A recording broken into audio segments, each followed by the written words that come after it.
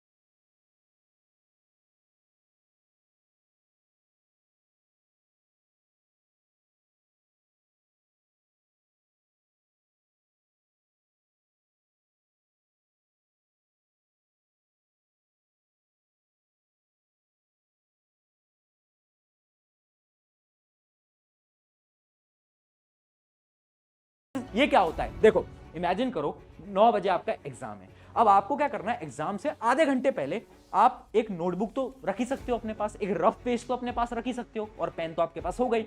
आपको क्या करना है, उस नोटबुक के ऊपर अपने पेन से कुछ एक्सरसाइज करनी है। एक्सरसाइज क्या है, ऐसे लाइंस बनाओ, ऐसे लाइंस बनाओ, ऐसी लाइंस बनाओ, फिर ऐसी लाइंस बनाओ, फिर ऐसी लाइंस बनाओ, है ना, फिर ऐसी ऐसी लाइंस बनाओ, ऐसी ऐसी लाइंस बनाओ। इनसे क्या हो रहा है, इनसे आपका जो हैंड और जो ब्रेन मूवमेंट है ना वो कोऑर्डिनेट हो रहा है, और जब आप आंसर लिखने जाओगे ना तो जो आपकी प्रॉब्लम है ना कि आप बहुत धीरे धीरे धीरे धीरे लिखते हो, वो प्रॉब्लम खत्म हो सकती है। तो ये तो होता है हैंड वार्म अप एक्सरसाइजेस। इसके अलावा एक स्टेप आपको और करना है जो कि है एयर राइटिंग। देखो अगर आप स्लो लिखते हो ना तो उसका एक सिंपल सोल्यूशन है कि आप ना डेली राइटिंग की प्रैक्टिस करो। कैसे, आपको हवा के अंदर राइटिंग की प्रैक्टिस करनी है। यानी इमेजिन करो आप कहीं पर भी ट्रैवल कर रहे हो, आप अपने दोस्त के साथ पीछे स्कूटी के ऊपर बैठे हो, बट आपको क्या इमेजिन करना है ना, आपको इमेजिन करना है कि आपके हाथ में पेन है और सामने एक किताब है, और आप उस किताब पे फटाफट से एक बार अपना नाम लिखने की कोशिश करो। एक बार आप अभी भी कर सकते हो, जो भी आपका नाम है एक बार वो फटाफट से लिखने की कोशिश करो। इससे क्या होगा, आपका जो हाथ है, जो आपकी कलाई है, वो मूव करती रहेगी, और जितना ये मूव कर रही है ना उतना ज्यादा आपकी राइटिंग स्पीड ऑटोमेटिकली इंक्रीज होती रहेगी।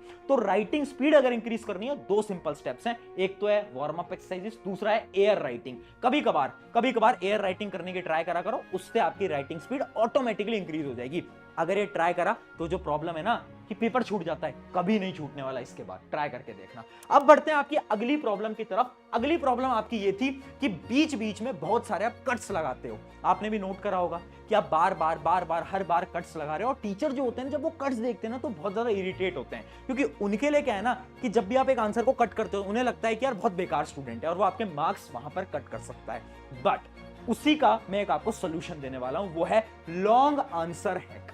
इमेजिन करते हैं कि एग्जांपल लेते हैं। एक एग्जांपल है इस क्वेश्चन का। मान लो एक क्वेश्चन है ना, ये आपके पेपर के अंदर आया ये क्वेश्चन, और आपको याद है कि उसके 4 पॉइंट्स होते थे, 4 या 5 पॉइंट्स होते थे, वो जो आपके लॉन्ग आंसर होते हैं।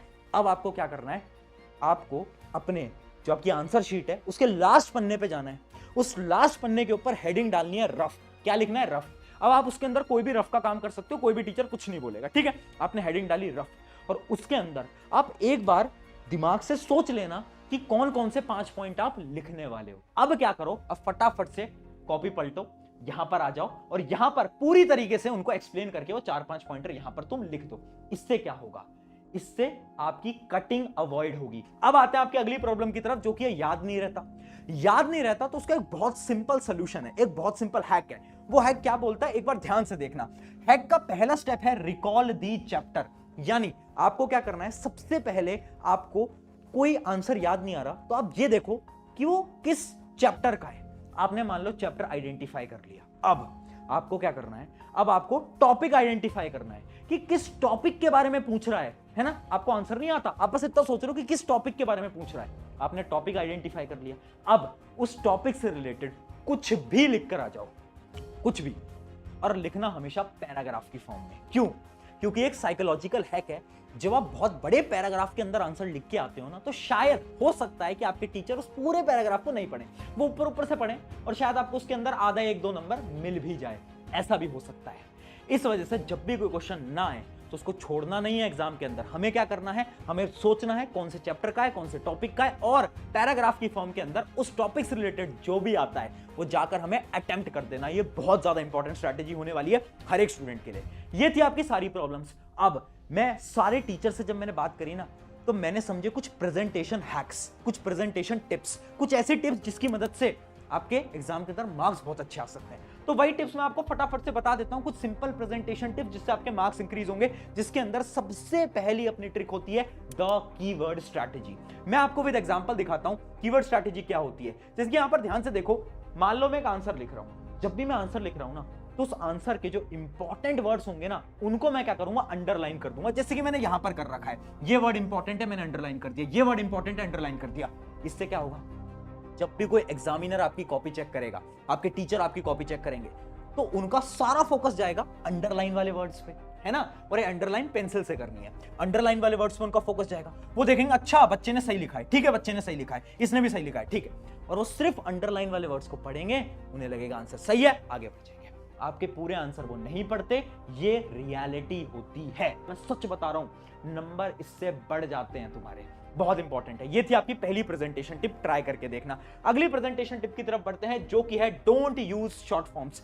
याद रखना, हर एक टीचर को ना बहुत ज्यादा बुरा लगता है जब तुम कोई शॉर्ट फॉर्म लिखते हो। शॉर्ट फॉर्म क्या होती है? बहुत अजीब अजीब सी तुम चीजें लिखते हो ना, जैसे राइट नाउ को आजकल तुम RN लिखते हो, बिकॉज को BCZ लिखते हैं हम। तो ये जो जितने भी शॉर्ट फॉर्म्स है ना, जो कि हम टेक्स्ट में आजकल जब हम टेक्स्ट करते हैं एक दूसरे को, तो हम इन शॉर्ट फॉर्म को यूज करते हैं। इन सारी शॉर्ट फॉर्म को अवॉइड कर देना। अगर गलती से लिख दिया ना, मैं सच बता रहा हूं, एग्जाम के अंदर नंबर बिल्कुल कटेंगे तुम्हारे। अगला प्रेजेंटेशन टिप की तरफ बढ़ते हैं, जो कि है cuts with the help of pencil. यानी जब भी आप कट लगा रहे हो ना, इमेजिन करो गलती से कुछ गलत हो गया, मान लो यहां पर आप ध्यान से देखो, कुछ गलती से मेरा गलत हो गया, तो अब मैं क्या करूंगा? मैं उसे पूरा गंदी तरीके से कट नहीं लगाऊंगा, मैं पेंसिल लूंगा, एक प्यारा सा एक सिंपल सा स्ट्रेट कट लगा दूंगा, एकदम स्ट्रेट। ट्राई करना, स्केल से कट कर दो, उससे क्या होगा? एकदम तुम्हारा आंसर नीट एंड क्लीन लगेगा। एक बार इस आंसर को तुम ध्यान से देखो, कितना नीट एंड क्लीन लग रहा है आंसर, है ना, एकदम साफ सुथरा लग रहा है, जबकि इसके अंदर कट्स भी हैं। यानी जब हम कट्स लगाएं, अगर हम पेंसिल की मदद से लगाएंगे ना, तो ऑटोमेटिकली क्या होने वाला है, हमारी जो नोटबुक है, जो हमारा आंसर है, बहुत बेहतरीन दिखने वाला है। अब बढ़ते हैं हमारी अगली प्रेजेंटेशन टिप की तरफ, जो कि है न्यूमेरिकल हैक। देखो, तुम मैथ्स जैसे सब्जेक्ट को तो अटेम्प्ट करते ही होगे, फिजिक्स जैसे सब्जेक्ट को अटेम्प्ट करते ही होगे, तो उसके अंदर एक स्ट्रैटेजी बता रहा हूं मैं। जो भी तुम्हारा आंसर है ना, उसको बॉक्स के अंदर बंद कर देना और यूनिट्स लिखना मत भूलना। एक एग्जांपल के साथ समझाता हूं। ये दो नोटबुक है, इनके अंदर देखो डिफरेंस क्या है। ये एक स्टूडेंट की नोटबुक है, इसने क्या करा, फाइनली बस आंसर लिख के यहां पर छोड़ दिया है। तो अब जब टीचर आएगा ना कॉपी चेक करने, तो पूरी की पूरी कैलकुलेशन चेक करेगा। बट हमने क्या करा, हम थे स्मार्ट स्टूडेंट, हमने क्या करा, फाइनल आंसर्स को यहां पर देखो बॉक्स के अंदर ऐसे बंद कर दिया। अब इससे क्या होगा, अब जो टीचर है ना, वो पूरी कैलकुलेशन चेक नहीं करेंगे, वो देखेंगे अच्छा इसका पूरा आंसर सही है, अच्छा ये आंसर भी सही है, ठीक है, मतलब ये तो पढ़ने वाला बच्चा है, आगे बढ़ जाओ। ये टेक्निक न्यूमेरिकल के अंदर हमेशा से बॉक्स के अंदर करोगे ना, छोटी छोटी टेक्निक से बहुत ज्यादा हेल्पफुल हो सकती है। अब बढ़ते हैं हमारी फाइनल टेक्निक की तरफ, फाइनल प्रेजेंटेशन टिप की तरफ, जो कि है डिफरेंस वाले क्वेश्चंस। आपने देखा होगा बार बार सवाल आते हैं कि दो चीजों के बारे में डिफरेंस बताओ। हम क्या करते हैं ना, हम पहले एक हेडिंग डालेंगे, फिर उसके बारे में लिखेंगे, फिर दूसरे के बारे में लिखेंगे। ऐसा कभी मत करना। डिफरेंस वाले क्वेश्चन अटेम्प्ट करने का एक सिंपल स्ट्रैटेजी है, जैसे कि तुम देख सकते हो। तुम्हें क्या करना है, एक बॉक्स बनाना है, एक तरफ एक लिखना है, दूसरी तरफ दूसरी चीज लिखनी है, और उनकी ऐसे डेफिनेशंस वगैरह, इनके सारे डिफरेंसेस पॉइंट वाइज लिखने हैं।